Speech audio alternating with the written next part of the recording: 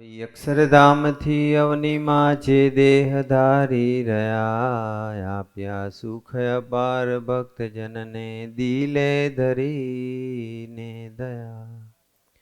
કીધા ચારુ ચરિત્ર ગાન કરવા જેને કરુણા કરી, વંદુ મંગલ મૂર્તિ ઉર્ધરી સર્વોપરી શ્રી હરિ. જેના દિવ્ય સુદિવ્ય જે ચરિતમાં વિલસી હરિ તો રહ્યા, સંબંધે થઈ શૂન્ય જે વિચરતા દાસત્વ ધારી રહ્યા.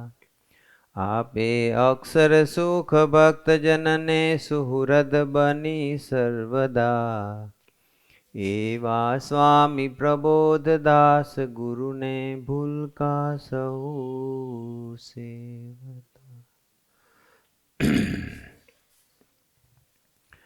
સજાનંદ સ્વામી મહારાજની જય. ગુરુ હરિ હરિપ્રસાદ સ્વામીજી મહારાજની જય. પ્રગટ ગુરુ હરિ પ્રબોધ સ્વામીજી મહારાજની જય. હરિપ્રબોધમ પરિવારની જય જય જય. દાસના દાસ થવાની જય જય જય.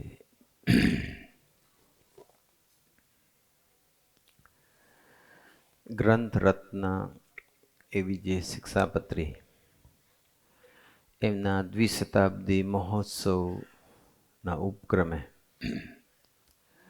શિક્ષાપત્રી પારાયણ આપણે કરી રહ્યા છીએ. આજે બીજો દિવસ છે. 212 શ્લોકમાંથી ગુરુહરિએ પસંદ કરેલા, જેની ઉપર એમને વિશેષ ભાર આપવાનું કહ્યું છે, એમાંના 8 શ્લોક ઉપર ગઈકાલે આપણે પ્રથમ દિવસે પારાયણમાં સમજ્યા. આજે બીજા 8 શ્લોક આપણે સમજવા છે. શિક્ષાપત્રી એટલો બધો અમૂલ્ય ગ્રંથ છે. દરરોજ શિક્ષાપત્રી વાંચવી જોઈએ. ભગવાન સ્વામિનારાયણે તો ગરડાના અંત્યમાં લખી નાખ્યું છે કે શિક્ષાપત્રીનું દરરોજ વાંચન કરવું. વાંચન કરતા ન આવડે તો શ્રવણ કરવું. શ્રવણ કરતા ન આવડે તો પૂજન કરવું. અને એ પણ ન થાય તો પછી ઉપવાસ કરવો. એવું ભગવાન સ્વામિનારાયણે લખ્યું છે. ઉપવાસ કરવો. જે દિવસે શિક્ષાપત્રીનું વાંચન કે શ્રવણ ન થાય એ દિવસે ઉપવાસ કરવો, એવું મહારાજે ગરડાના અંત્યના વૃત્તાંતમાં કહ્યું.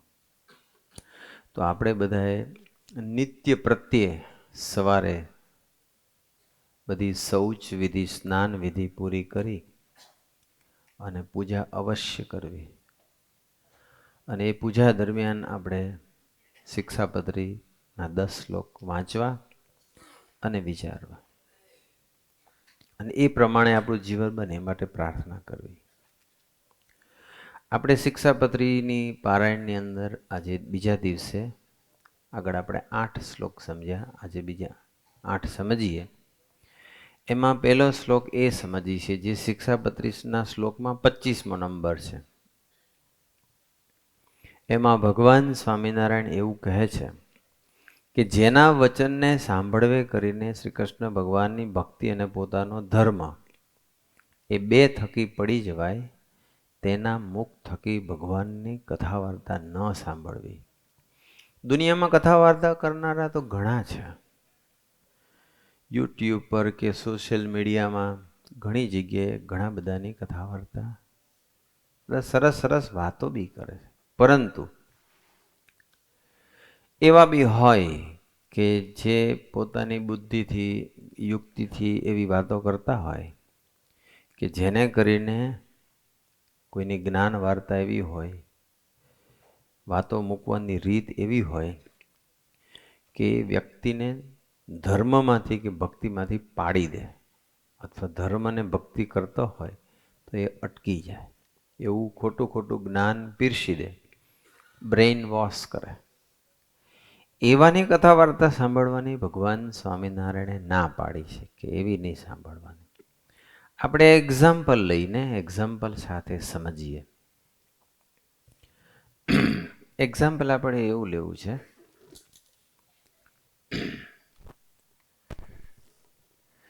કે ભગવાન સ્વામિનારાયણ એવું કહે છે, એક એક્ઝામ્પલ છે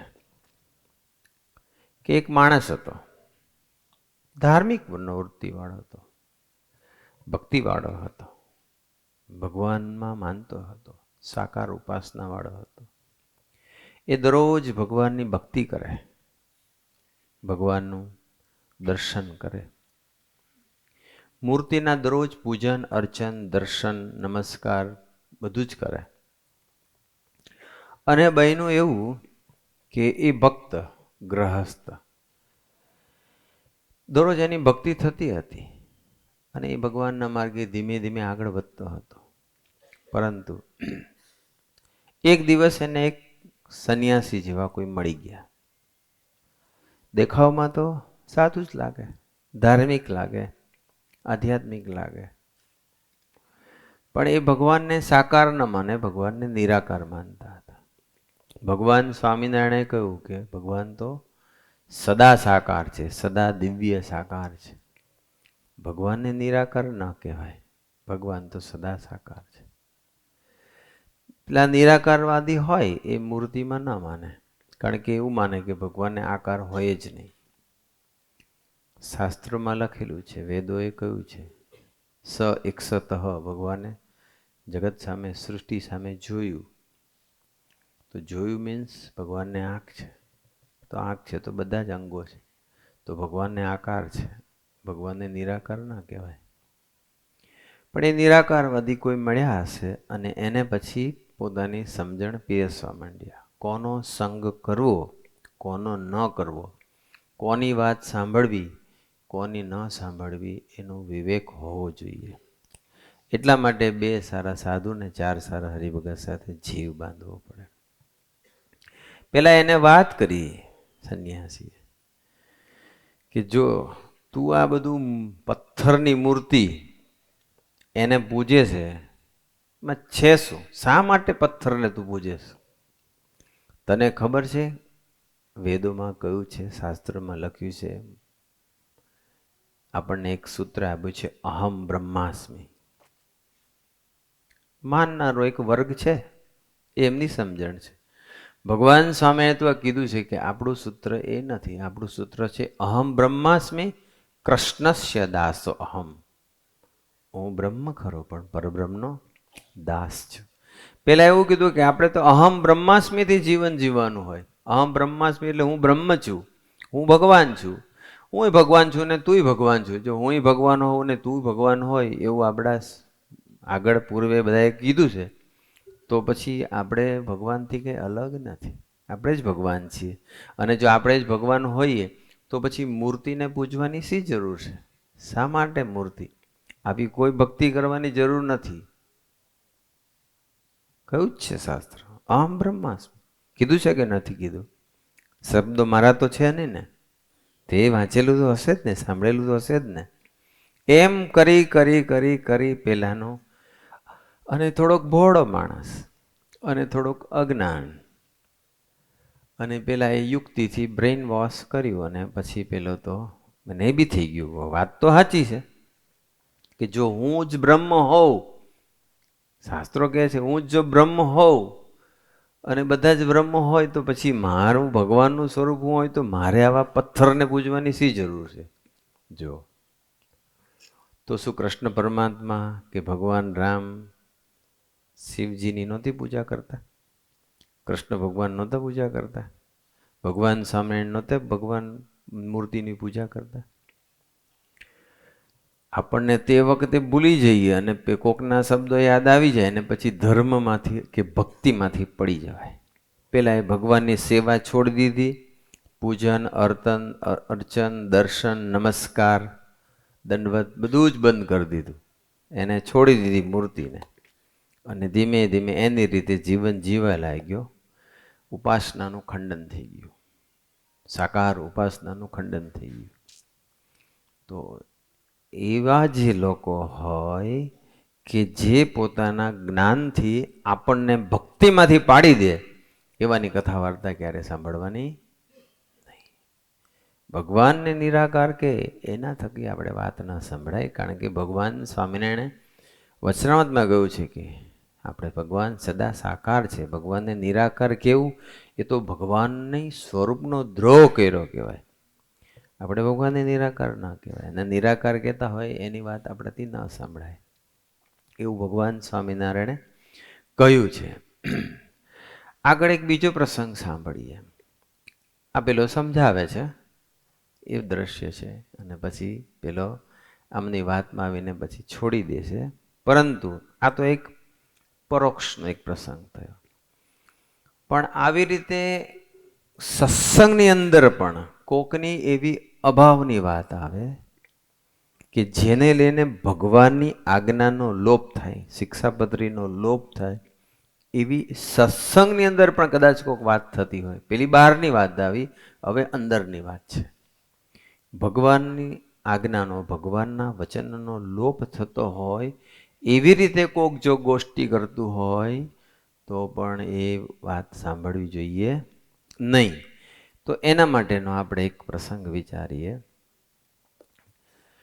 કે ભગવાન સ્વામિનારાયણના વખતમાં ભગવાન સ્વામિનારાયણે બધાને કહ્યું હતું, ગોપાળાનંદ સ્વામીને મોટેરા બનાવ્યા હતા.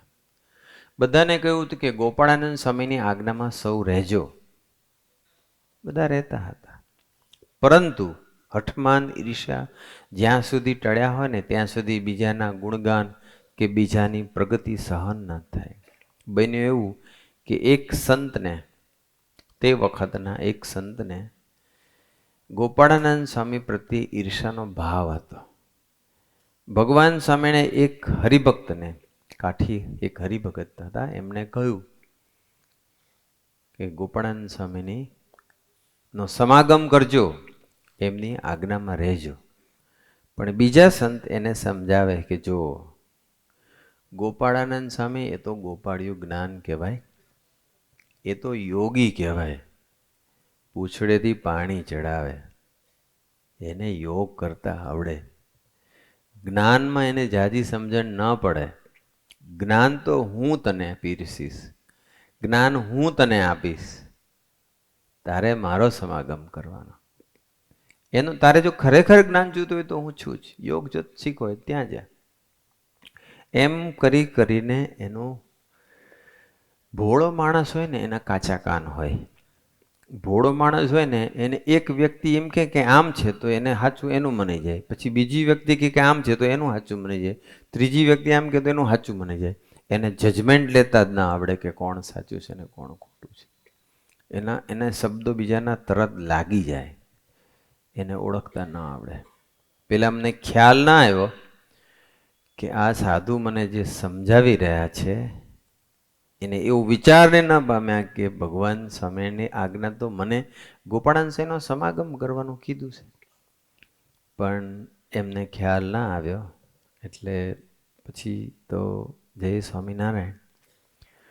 જ્યારે ગઢડાની ધરતી પર ગોપાળાનંદ સ્વામી આવ્યા અને મહારાજના આજ્ઞાથી અને પછી બધા લાભ લેતા હતા ને ત્યારે એ હરિભક્ત લાભ લઈ ના શક્યા. પછી તો ગોપાળાનંદ સ્વામીનું વિચરણ પૂરું થઈ ગયું, ગોપાળાનંદ સ્વામી જતા રહ્યા. પછીના થોડાક સમય પછી જ્યારે મહારાજ પધારે છે ને મહારાજને ખબર પડે છે કે શું બધાએ ગોપાળાનંદ સ્વામીનો લાભ લીધો હતો કે નહોતો લીધો.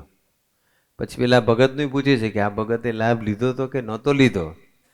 એક સંતને પૂછે છે, ત્યારે પછી કહે છે કે ના, એમને લાભ નહોતો લીધો. એક વ્યવહારિક કામ અંગે બહાર નીકળી ગયા હતા. આપણે ઘણી વખત એવું બને છે કે સભાના સમયે કે પારાયણના સમયે કે સંત સમાગમના સમયે આપણે વ્યવહારિક કામ ઊભા કરી નાખતા હોય છે. વ્યવહારિક કામ નહીં કરવું જોઈએ.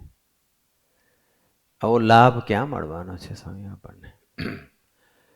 આ તો બધી આ ટીમ જે છે અમારી, ગ્રાફિક્સની ટીમ, વિડીયોની ટીમ, એઆઈની ટીમ, ડ્રામાની ટીમ, ક્વિઝની ટીમ, બધો એટલો સરસ દાખલો કરે છે અને આપણને લાભ અપાવે છે લોકો.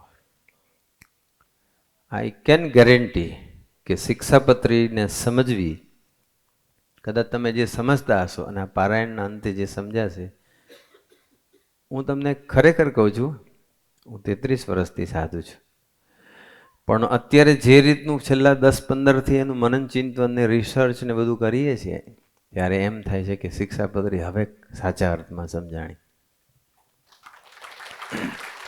તો સમજાય જ નહીં તો વર્તવાનું કેવી રીતે બળ મળશે? એક એક શબ્દને આજે પ્રોપર આપણે સમજીશું. આ 55 શ્લોક જે આપણે સમજવાના, એમાં આપણને બધું જ ક્લિયર કટ પ્રસંગો સહિત સમજાવવાના છે. ભગવાન સ્વામિને ખબર પડી, પેલા સમાચાર આપ્યા કે આવું થયું છે, ને ભગવાન સ્વામી ઉદાસ થઈ ગયા, નારાજ થઈ ગયા. ભગવાન સ્વામી તમે આટલું બધું ગોખાવડાયું અને છતાં પણ એ ગોપાળાંશનો સમાગમ કરવા ન રહ્યા. તો એમને મહારાજની આજ્ઞા લોપાવી પેલા સંતે, જેને ગોપાળાંશ માટે ઈર્ષ્યા હતી. એની વાતો નહીં સાંભળવી જોઈએ, એનો સમાગમ નહીં કરવો જોઈએ, એવું આ શ્લોક આપણને કહે છે. આગળ આપણે વિચારીએ. એના પછીનો શ્લોક છે કે જે સત્ય વચન બોલવે કરીને પોતાનો દ્રોહ થાય તથા પારકો દ્રોહ થાય, એવું જે સત્ય વચન તે ક્યારેય ન બોલવું. હમણાં જ આપણે ડ્રામા જોયો કે એમાં બોલે છે તો જાણે અસત્ય. પેલા સાધુ બાવા મહારાજ હતા એ, પણ કોકનો દ્રોહ થતો અટકાવવા માટે અથવા કોકની રક્ષા કરવા માટે એ ખોટું બોલે છે. સત્યની અંદર દયા સમાયેલી છે, તો દયાનો ભાવ લાવો હતો તો પછી એ એવું સત્ય બોલ્યા, અથવા લૌકિક રીતે સ્થૂળ બુદ્ધિ તો એ ખોટું બોલ્યા છે, પણ ભગવાનની દ્રષ્ટિએ અસત્ય નહોતું, એ પરમ સત્ય હતું. અને જે કૃતજ્ઞ હોય તેના સંગનો ત્યાગ કરવો અને વ્યવહાર કાર્યને વિશે કોઈની લાંચ ન લેવી. આમાં 3 આજ્ઞા આવે છે.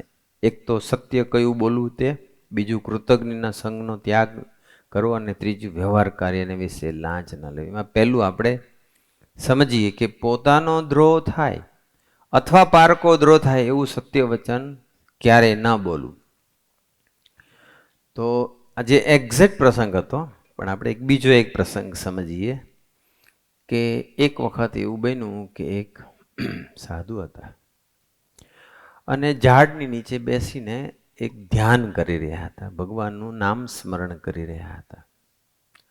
અને એ બેઠા હતા, ધ્યાન કરતા હતા, અને થોડી વારમાં એક ગાય દોડતી દોડતી ત્યાં આવે છે. અને ગાયને ખબર પડી કે આ સાધુ છે. સાધુ હોય એ દયાવાળા હોય, સાધુ હોય એ ધાર્મિક હોય. તો એ સાધુને પાછળ જે ઝાડ હતું, એ ઝાડની પાછળ, કદાચ તમને સ્ક્રીનમાં એ દેખાતું હશે કે એ ગાય પાછળ છુપાઈ જાય છે. એક ઝાડનો આશરો અને બીજો સાધુનો આશરો એને લીધો, છુપાઈ જાય છે. અને થોડીક વારની અંદર પછી તો સાધુને ગાયને ગભરાયેલી જોઈ, એટલે લાગ્યું કે ગાય કંઈક મુશ્કેલીમાં છે. હજુ સાધુ વિચારે ન વિચારે ત્યાં સુધીમાં તો જે માણસ એને મારવા માટે આવ્યો હતો, જે કસાઈ, એ ત્યાં આવી ગયો. અને આવી ગયો અને એને પૂછ્યું કે મહારાજ, તમે અહીંયા ગાય આવી હતી, તો તમે ગાયને જતી જોઈ છે? અને જો જોઈ હોય તો મને કહો, મારે એને પકડવી છે. હાથમાં છરો હતો, મારવા માટે જ આવ્યો હતો, ગાયની કતલ કરવા માટે જ આવ્યો હતો. સાધુ સમજી ગયા કે આ ગાયને પકડવા માટે આવ્યો છે, પણ ગાયને પકડીને મારવાનો છે. એટલે એને તરત જ પછી કીધું, પહેલાં તો એમને જોયું કે જો એને તરત સ્વાધ્યાય કર્યો, એક ધર્મસંકટ જેવું એમને આવી ગયું છે. એ રીતે અહીંયા પ્રસંગ આપણે જોયો ડ્રામામાં, એવું થયું કે હું જો સાચું બોલીશ તો ગાયને એને ખબર પડી જશે, ને ગાયને મારી નાખશે તો હિંસા થઈ જશે. તો એ હિંસાનું જે પાપ છે એમાં હું નિમિત્ત બનીશ. અને હું જો ખોટું બોલું ગાય માટે થઈને તો ગાયની રક્ષા થઈ જશે, પણ મારે ખોટું બોલવું પડશે. તો મારે એમાંથી શું કરવું જોઈએ? પણ પછી જ્યારે એને ખબર પડે છે કે જેમ આજે વાત કરી એમ સત્યમાં દયા, તો દયાનો ભાવ રાખવો પડે. અને એ જો એ સાચું બોલી જાય તો ગાયનો દ્રોહ થઈ જાય. એટલે એને નક્કી કર્યું કે મારે ગાયની દ્રોહ નથી થવા દેવો. એટલે એને તરત જ કહી દીધું કે હા હા મેં જોઈને ગાય આવી હતી. તો કે ક્યાં ગઈ? તો કે જો આમ આમ ગઈ છે આમ. હવે ગાય હતી પાછળના ભાગમાં અને એને બીજી દિશા બતાવે કે જો ગાય આમ ગઈ છે. એટલે પછી પેલો એ બાજુ દોડીને જાય છે, પણ એ જાય છે ત્યાં સુધીમાં તો ગાયની રક્ષા થઈ જાય છે. તો આ એક સાધુએ જે ગાયની રક્ષા કરી એમાં જેને ખોટું બોલવું પડ્યું એ અસત્ય ભલે રહ્યું, પણ ભગવાનની દ્રષ્ટિએ પરમ સત્ય છે, એ જ સાચું છે. એટલે ભગવાન આપણને કેટલો સરસ વિવેક શીખવાડે છે કે કોઈ વસ્તુને પકડી રાખવી એવું નથી હોતું, પણ ત્યાં હું ભગવાનની મરજી છે, શું ભગવાનની આજ્ઞા છે, ભગવાનનો શેમાં રાજીપો છે, એવું વિચાર કરીને પછી કરવાનું. તો આ એક પ્રસંગ આપણે સાંભળ્યો. બીજું અંદર ભગવાન સ્વામીને કીધું કે કૃતજ્ઞના સંગનો ત્યાગ કરવો. જે કૃતજ્ઞ હોય એનો કૃતજ્ઞ કરેલા ઉપકારને ભૂલી જાય એ કૃતજ્ઞ કહેવાય. આપણને ખબર છે ભગવાન સ્વામિનારાયણના વખતમાં પણ ભગવાન સ્વામિનારાયણ સેવકરામની સેવા ખૂબ કરી, મહિનાઓ સુધી ખૂબ સેવા કરી, પણ કૃતજ્ઞ હતો. આટલી બધી સેવા કરવા છતાં પણ એને ભગવાનને કશું જમાડતો નહોતો, ભગવાનની કોઈ સેવા નહોતો કરતો હતો. પછી ભગવાન તો એને આગળ ઘણું કાર્ય બાકી હતું એટલે એમને છોડીને જતા રહે છે. કૃતજ્ઞના સંગનો ત્યાગ કરવો. આપણે એક પ્રસંગ વિચારીએ, એક્ઝામ્પલ સાથે વિચારીએ એટલે આપણને એક્ઝેક્ટ પકડાશે. પ્રસંગ એવો છે કે એક જગ્યાએ કંઈ પાંજરું હતું અને પાંજરામાં વાઘ કોઈએ પૂરેલો હતો અને ત્યાંથી એક બ્રાહ્મણ પસાર થાય છે. બ્રાહ્મણ દયાળુ ધાર્મિક હતો એટલે એને જોયું કે પાંજરાની અંદર એક મોટો વાઘ પૂરાયેલો છે અને જ્યાં ત્યાંથી પસાર થાય છે ત્યાં એ વાઘ બોલે છે, બ્રાહ્મણને કહે છે કે હે દયાળુ બ્રાહ્મણ, મહેરબાની કરીને તમે આમ મને પાંજરું ખોલો, હું ભૂખ અને તરસથી મરી રહ્યો છું, મને બહાર કાઢો. હું જો પાંજરામાં રહીશ તો હું મરી જઈશ, એટલે તમે મને બહાર કાઢો. એટલે બ્રાહ્મણ કે ભાઈ હું તને બહાર કાઢું, તું મને પછી બહાર કાઢું ને મને મારીને ખાઈ જાય તો? એટલે બ્રાહ્મણે એવું કીધું એટલે બધો વાઘ બોલ્યો. વાઘ કે હું સોગંદ ખાઈને કહું છું કે હું આવું નહીં કરું, કે જેને મારે જીવન આપનાર હોય, જે મારા જીવન દાતા હોય એને શું હું મારી નાખું? મારામાં એટલી તો કોમન સેન્સ હોય કે ના હોય? આવું અધર્મનું કાર્ય હું નહીં કરું. વાઘ બોલે છે હા, અને આ તમારો ઉપકાર છે ને આખી જિંદગી નહીં ભૂલ, બસ તમને કાયમ માટે યાદ રાખીશ, એમ કરીને બ્રાહ્મણને કન્વિન્સ કરે છે. એટલે બ્રાહ્મણને થયું કે ચલો વાઘ આટલું પ્રોમિસ આપે છે, દયા આવી. એટલે બ્રાહ્મણે પછી પાંજરાઓ ખોલ્યું એટલે સીધો વાઘ પાંજરામાંથી બહાર આવ્યો. અને બહાર આવ્યો અને ઘણા દિવસથી ભૂખ્યો ને તરસ્યો હતો એટલે વાઘ પછી એ બ્રાહ્મણને ખાવા માટે એને એમ થયું કે હવે આ મારે આટલા દિવસથી ભૂખ્યો છું, એટલી બધી શક્તિ નથી શિકાર કરવાની, અને આ તાજો ને સરસ ને એકદમ નજીક માલ મળી ગયો છે તો હવે પૂરું કરી નાખી. એટલે એ બ્રાહ્મણને ખાવા માટે એકદમ ફ્યુરિયસ થઈ ગયો અને બોલ્યો કે જો ભાઈ તે મને બહાર કાઢ્યો બરોબર છે, પણ હું ઘણા દિવસથી ભૂખ્યો છું, ઘણા દિવસથી ખાધું નથી, મારે મારી ભૂખ મટાડવી છે, શિકાર કરી શકો એવી મારામાં શક્તિ નથી, એટલે મારે તને આજે ખાઈ જવો છે. સારું છે ખાધા પહેલાં બોલ્યો. એટલે બ્રાહ્મણ તો સ્તબ્ધ થઈ ગયો કે આ શું કરવા જઈ રહ્યો છે. કે એને કીધું એટલે મેં તને બચાવ્યો, તે મને પ્રોમિસ આપ્યું હતું, સોગંદ ખાતા હતા કે હું તમને કાંઈ નહીં કરું, અને તમે વાહ કે જો ભાઈ કળિયુગ ચાલે છે, કળિયુગમાં તો બધું આવું જ હોય, કોઈ ક્યારે બોલે ને ક્યારે ફરી જાય નક્કી ના હોય, અને હું તને છોડી દઈશ તો હું ભૂખ્યો ભૂખ્યો મરી જઈશ, એની કરતાં લાભ લેવા દો. એટલે પછી તો બ્રાહ્મણ ગભરાય, મને એ કે આ અન્યાય ન કરાય. તો કહું અન્યાય તો કોઈને પૂછો, એટલે ગાય કે બધા મારા પ્રતિ એનિમલ જતા હશે ને પૂછે છે, બધા વાઘથી ગભરાય. એટલે બધા પૂછે બ્રાહ્મણ કે આને શું કરવું જોઈએ, આને મને આવું કીધું હતું. એટલે બધા કોનો પક્ષ રાખે છે? વાઘનો. વાઘનો પક્ષ રાખે એટલે ગાય કે બીજું હરણ કે જે બી કદાચ આવ્યા હશે એ બધા એમ જ કહે છે કે આ દુનિયાનો આ જ નિયમ છે અને આવું થાય જ છે અને એ તારે યાદ રાખવા જોની જરૂર હતી, પણ હવે તને ખાઈ જાય તો.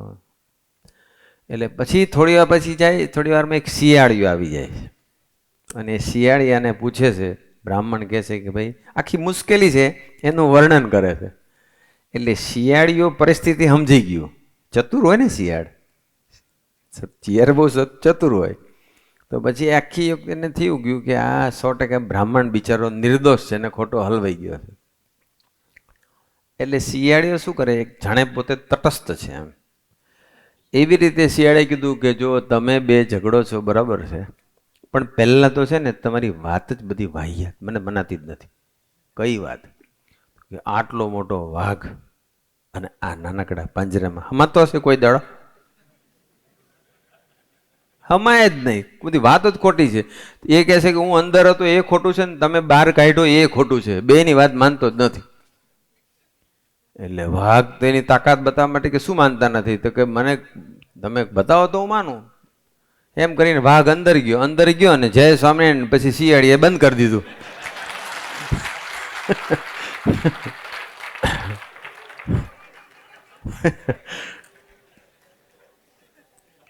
ચતુર શિયાળ, એક શિયાળ રાખજો ઘરે.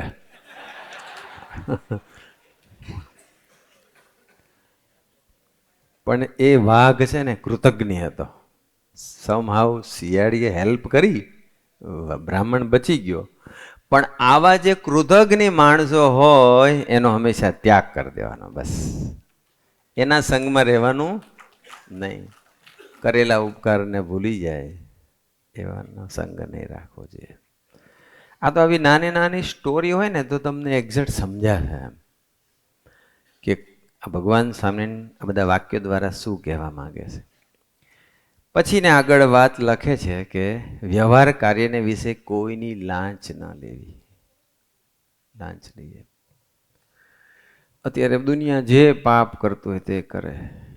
બ્રાઇબ કરતું હોય, કરપ્શન કરતું હોય, અનીતિથી બધું પૈસો કમાતા હોય, આગું પાછું કરતા હોય, રાઈટ. બ્લેક મનીના અંતે બધું ઘણું ચાલતું હોય. ભગવાન સ્વામિનારાયણ ના પાડી દીધી શિક્ષાપત્રીમાં. લાંચ લેનાર વ્યક્તિને જ્યારે પૈસા મળે છે, આપનારને કામ પતે છે, લેનારને પૈસા મળે છે. કોઈને કોઈ સરકારી અધિકારી હોય, કલેક્ટર હોય કે મોટી પોસ્ટ પર હોય, મિનિસ્ટર હોય અને લાંચ આપે અને પેલો પછી લાંચ ચાલ કરોડ આપી દે, તારું આટલું પાસ કરી દઈશ વગેરે વગેરે લાંચ લે છે. આપણે ન્યૂઝપેપરમાં બી વાંચીએ છીએ કે આ કલેક્ટર કે આ ઓફિસર કે આ મિનિસ્ટર કે જે બી XYZ જે હોય, અને પછી પરિસ્થિતિ કેવી સર્જાય છે.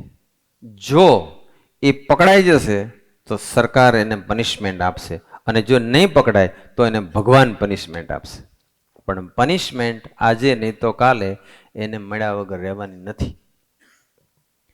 માટે આવી રીતે આ રસ્તો નહીં પકડવાનો. નો બ્રાઇબ, નો લાંચ રૂશ્વત, એ ભગવાનને માન્ય નથી. અને મેં તમને કીધું એમ કદાચ લાંચ લીધીને પૈસા કમાણા, બંગલા ને ગાડીઓ બધું લીધું, પણ ક્યારે એવો અસાધ્ય રોગ આવશે અથવા એવા પ્રસંગો આવીને ઊભા રહેશે અને અંતરમાં તો સુખ એને ક્યારે આવશે જ નહીં. રાતોરાત પૈસા કમાવાનો સંકલ્પ નહીં કરતા, મહેનતથી જ આગળ વધો. બસ અયોગ્ય કર્મ નહીં કરવાનું. આ અયોગ્ય કર્મ કહેવાય. ભગવાન સ્વામિનારાયણે ના પાડી દીધી. આગળનો આપણે શ્લોક વિચારીએ. શ્લોકની અંદર ભગવાન સ્વામિનારાયણ એવું કહે છે, આ શ્લોકમાં 27મો શ્લોક છે શિક્ષાપત્રીમાં, કે ચોર, પાપી, વ્યસની, પાખંડી, કામી તથા કિમ્યા આદિ ક્રિયાએ કરીને જનનો ઠગનારો એ 6 પ્રકારના જે મનુષ્ય તેમનો સંગ ન કરવો. અત્યારે સંગ ઉપર મહારાજ ભાર આપી રહ્યા છે. કોનો સંગ ન કરવો એ બધી વાત કરી રહ્યા છે. કૃતજ્ઞનો સંગ ન કરવો, આ બધાનો સંગ ન કરવો. તો એ 6 જ બોલ્યા. એક ચોર, ચોર ચોરી કરતા હોય એની જોડે જે એની સાથે દોસ્તી રાખશે ત્યારે જ્યારે ચોરને કંઈ વાંક ગુનામાં આવશે તો તમારો વારો પડશે, અને કા પછી તમે એના સંગ લાગી ગયો તમને તો તમે પણ એના રવાડે ચડીને એના પાર્ટનર, બિઝનેસ પાર્ટનર બની જશે. ચોરનો સંગ, પાપી જે હોય, પાપ કરતો હોય એની સાથે ક્યારેય સંગ, એનો સંગ નહીં રાખવાનો. વ્યસની હોય એની સાથે સંગ રાખશો તો તમારા જીવનમાં પણ વ્યસન આવ્યા વગર રહેશે જ નહીં. આજે નહીં તો કાલે કહેશે લે લે થોડો એકવાર ટેસ્ટ તો કરી લે, પછી જો તને કેવી મજા આવે. પાખંડી હોય, બધું હિપોક્રેસી કરતા હોય, એક દંભી, ઢોંગી, બનાવટી, ખોટું પાખંડ એટલે ખોટો ધર્મ, ખોટું દેખાડો કરે છે, અંદર રિયાલિટી જુદી છે અને દર્શન જુદું કરાવે છે. એવા જે પાખંડી હોય એનો સમાગમ નહીં કરવાનો, સંગ નહીં કરવાનો. કામી, કોઈ પુરુષ હોય અને સ્ત્રીને વિશે જ રચ્યો પચ્યો રહેતો હોય, એનું જીવન સ્ત્રી જ હોય, કેમ કરીને સ્ત્રી મિત્રો વધે એવો જ પ્રયત્ન કરતા હોય, સ્ત્રીને વિશે આસક્ત હોય જેનું મન, એવો પુરુષ એ કામી કહેવાય. અને જે સ્ત્રી પર પુરુષના આકારે રહેતી હોય, પુરુષ મિત્રો વધારવા પ્રયત્ન કરતી હોય, વધુને વધુ પુરુષો સાથે સંબંધ રાખવાનું ઈચ્છતી હોય, જેનું મન પુરુષના આકારે જ રહેવું, જેનું મન ત્યાં જ બધું રહ્યા કરે છે, એ કામી સ્ત્રી છે. એવા જે કામી પુરુષ કે સ્ત્રી એનો સંગ નહીં કરો. તથા કિમ્યા આદિ ક્રિયા કરીને જનનો ઠગનારો, કિમ્યા એટલે યુક્તિ વાપરે, કળા કરે, એવી કોઈ ટેકનિક વાપરે અને ઠગે, બીજાને ઠગે, બીજાને ઉલ્લુ બનાવે, એવા જે હોય એનો સંગ નહીં કરો. એના માટેનો આપણે એક પ્રસંગ વિચારીએ. ચોરી, ચોર, પાપી, વ્યસની, પાખંડી, કામી તથા કિમ્યા કરનારાનો સંગ ન કરો. કિમ્યા કરનારાનો સંગ ન કરો. એક પ્રસંગ વિચારીએ. એક હંસ હતો અને એક કાગડો હતો, અને બંને ફ્રેન્ડ થઈ ગયા. એટલે દરરોજ એક ઝાડ ઉપર બંને ભેગા થાય અને બધી અલક મલકની વાતો કરે. ટ્રમ્પે હવે બહુ આગળ વધી ગયો છે, ધ્યાન રાખવા જેવું છે ને. એટલે જેની વાત કરતા હશે એમ, જ્યારે હોય ત્યારે ટેરિફનો ઝંડો લઈને ફેર્યા કરે, એવી વાતો નતો કરતા. આ તો જસ્ટ આનંદ કરીએ. ગ્રામ્ય કથા વાર્તા આપણે બહુ નહીં કરવી જોઈએ, કરવી જ ના જોઈએ. ભગવાન સામે નામ પાડી છે. બધું ભગવાનનું જ ધાર્યું થાય છે. જેટલું માયાનું ચાલવા દે એટલું ચાલે, અને જેટલું પછી ભગવાન પછી સંકલ્પ કરશે એટલે બધું સારું થઈ જશે. આપણે તો ભગવાન બધી લેવા બસ. હંસ ને કાગડો બે મિત્ર ને પછી બે ભેગા મળીને આનંદ કરે, વાતો કરે, છૂટા પડે રાત્રે. એક દિવસ એવું બન્યું કે ત્યાંથી રાજાની સવારી પસાર થઈ, અને રાજાની સવારી પસાર થઈ એમાં કાગડો એટલે કાગડો જ, કાગડો તો કેવો હોય. અને એ કાગડાને પેલો હંસ બિચારો ભોળો હતો અને કાગડો બધો બુદ્ધિશાળી, બુદ્ધિ એટલે એની બુદ્ધિ નેગેટિવ હતી. એટલે એને પછી એક મસ્તીમાં ને મસ્તી સૂજી અને કાગડાએ પછી કચરો નાખ્યો, ચરક્યો. કોના ઉપર? પેલા રાજા ઉપર. અને ચરકીને જેવું ચરક્યું તરત પછી ઉડી ગયો, ઉડીને જતો રહ્યો. અને જેવું રાજા ઉપર આમ કચરો પડ્યો, પેલું પડ્યું ગંદુ થયું બધું રાજાનું કપડાં ને બધું. એટલે રાજાએ જોયું કે કોને બગાડ્યું. રાજા વાજાને વાંદરે નક્કી નહીં. અને પછી આમ જે ઉપર જોયું તો કોણ હતું? કાગડો. ક્યાં જતો રહ્યો હતો? ભાગી ગયા. આવા જે હોય ને કિમ્યા કરનારા, એનાથી દૂર રહેવું. એને આ કિમ્યો કર્યો કહેવાય. અને પછી તો રાજાનું મશીન બગડ્યું, અને રાજાએ તો પછી લાવો કે બંદૂક એમ કરીને પછી જય તીર, તે વખતે બંદૂક નહીં પણ તીર કામઠું હતું, અને પછી સીધું જ માર્યું બાણ, અને જય સ્વામિનારાયણ હંસને વાગી ગયું. હંસનું પછી જય સ્વામિનારાયણ. તો એ હંસની આવી સ્થિતિ સર્જાણી શા માટે? હંસને આવી પરિસ્થિતિ થઈ કેવી રીતે? કારણ કે એને કાગડા જોડે દોસ્તી રાખી. એટલે આ 6 પ્રકારના મનુષ્ય હોય, ચોર, પાપી, વ્યસની, પાખંડી, કામી તથા કિમ્યા, એનો સંગ ક્યારે કરવો જોઈએ નહીં. એ આ વાત ભગવાન સ્વામિનારાયણ આપણને સમજાવે છે.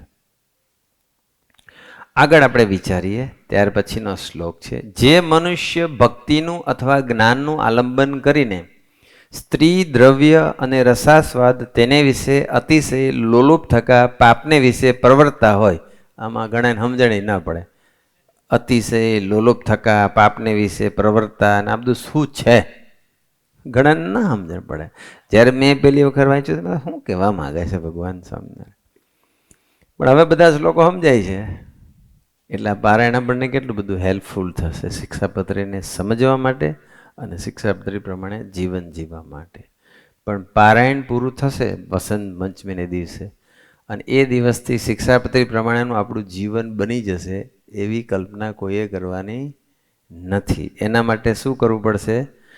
તો ભગવાન સ્વામિનારાયણની ગુરુહરિની આજ્ઞા પ્રમાણે દરરોજ સવારે પૂજા કરી અને પૂજામાં 10 શિક્ષાપત્રીના શ્લોક વાંચી અને એ શ્લોક પ્રમાણે જીવાય એ માટે ભગવાનને પ્રાર્થના કરવાની. તો જ અને નિયમિત અઠવાડિક સભા ભરવાની. 2 સારા સાધુ 4 સારા હરિભગત આટલું હશે ને તો શિક્ષાપત્રી પ્રમાણે જીવન. આ પારાયણ આપણને શિક્ષાપત્રીના શ્લોકને અર્થ આપણને બરાબર સમજાશે, એકદમ મગજમાં ફિટ બેસી જશે. પણ જીવન જીવવા માટેનું બળ તો આપણે જ્યાં વાત કરી એવું કરશું ત્યારે થશે. જે મનુષ્ય ભક્તિનું અથવા જ્ઞાનનું આલંબન કરીને, એટલે ભક્તિ અથવા જ્ઞાનને અસ્ત્ર બનાવીને, એનો ઉપયોગ કરીને, એનું મોહરું પહેરીને સ્ત્રી દ્રવ્ય અને રસાસ્વાદ, સ્ત્રીને વિશે અથવા દ્રવ્યને વિશે અથવા રસાસ્વાદને વિશે અતિશય લોલુપ એની પાછળ પાગલ થઈ જાય છે, આસક્ત થઈ જાય છે અને એ આસક્ત થઈ અને પાપ કરે છે. એટલે એને છે આસક્તિ સ્ત્રી દ્રવ્ય અને રસાસ્વાદમાં, એના પાછળ પાગલ થાય છે અને પાગલ થઈને પાપ કરે છે અને એ પાપ કરવા માટે ઉપયોગ કરે છે ભક્તિ અને જ્ઞાનનું એક ખોટો દેખાડો કરીને. એવા જે મનુષ્ય હોય, આવું કરતા હોય, આ ભોળા માણસને આ વ્યક્તિ ના ઓળખાય. એટલે ભોળા માણસ હોય કે કોઈ પણ પ્રચંડ બુદ્ધિશાળી હોય, ગુણાતીતાનંદ સ્વામીની વાતમાં લખ્યું છે એ પ્રમાણે સારા ભગવદી સાથે જીવ બાંધવો એ જ સત્સંગમાં રહ્યાનો હેતુ છે. એકલી ભક્તિ સત્સંગમાં રહ્યાનો હેતુ નથી. એટલે ગમે તેવો હોય એને ભગવદી જોઈએ ને, ભગવદીને પણ ભગવદી જોઈએ તો પછી મારે ને તમારે તો જોઈએ જ. આપણા કરતાં જે સ્પિરિચ્યુઅલી ગ્રેટ હોય, બધું નિષ્ઠા હોય, બધું ભગવાનનો મહિમા હોય, બધું સમજણ હોય, બધું ભગવાન સાથેનો સંબંધ હોય, એવા જે ભગવદી હોય એની સાથે દોસ્તી અનિવાર્ય છે. તો આના માટેનો આપણે એક પ્રસંગ વિચારીએ અને પ્રસંગ તમે બધા જાણો છે કે ભક્તિ અને જ્ઞાનનું આલંબન કરીને પાપને વિશે પ્રવૃત્તિ, એ પ્રસંગ તમે બધાને જ ખબર છે. પણ અત્યારે તમને પૂછીએ કે આનો કોઈ પ્રસંગ કહો તો તમને એકદમ યાદ નહીં આવે. પણ હું હવે પ્રસંગ કહીશ તો કે હા આ તો અમને ખબર જ હતી. પણ એ જો તમે એની અંદર જે પાપ કરનાર જે પાત્ર છે એ ભક્તિનું જ્ઞાનનું આલંબન કરી અને પછી પાપ કેવી રીતે કરે છે એ આપણે સમજીએ. અને આ પ્રસંગ ખ્યાલ આવી ગયો કે રાવણ હતો અને એ રાવણ જ્યારે એની બેન શૂર્પણખાનું જ્યારે નાક કાપ્યું અને એ રાવણ પછી જ્યારે ખબર પડે છે અને એ સીતાનું અપહરણ કરવા માટે આવે છે, સીતાનું રૂપ જોઈને, અને એક બાજુ રિવેન્જની ભાવનાથી એને પાપ કરવું હોય છે. શું પાપ કરવું હોય છે? સીતાને પોતાની બનાવવા માટે, એનું અપહરણ કરવા માટે.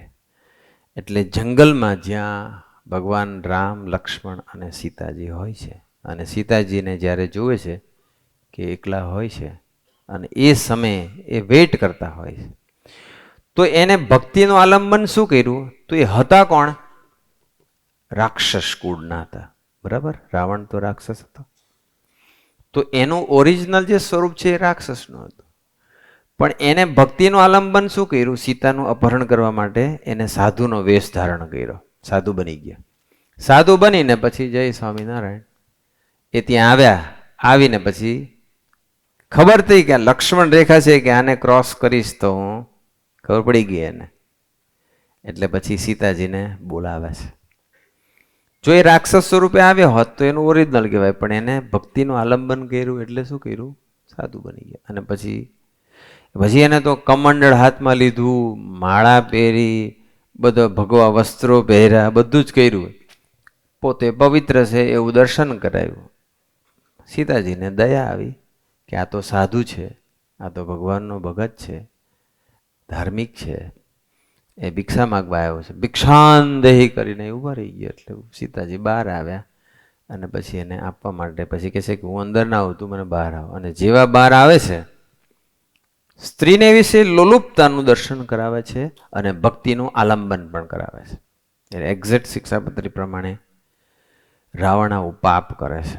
અને એ પાપ કરે છે ને જેવી પછી સીતા બહાર આવે છે લક્ષ્મણ રેખાની, અને પછી પોતાનું મૂળ સ્વરૂપ ધારણ કરી અને સીતાજીનું અપહરણ કરી અને પછી લઈ જાય છે લંકામાં. કહેવાનો મતલબ એ છે કે આવું જે ભક્તિનું અને જ્ઞાનનું આલંબન કરીને પાપ કરતા હોય સ્ત્રી, ધન કે રસાસ્વાદ માટે કે કોઈ પણ રીતે, એવાનો સમાગમ કરવો જોઈએ નહીં કરવો જોઈએ. આગળનો આપણે શ્લોક વિચારીએ. શ્લોક નંબર છે 29 શિક્ષાપત્રીની અંદર, કે જે શાસ્ત્રને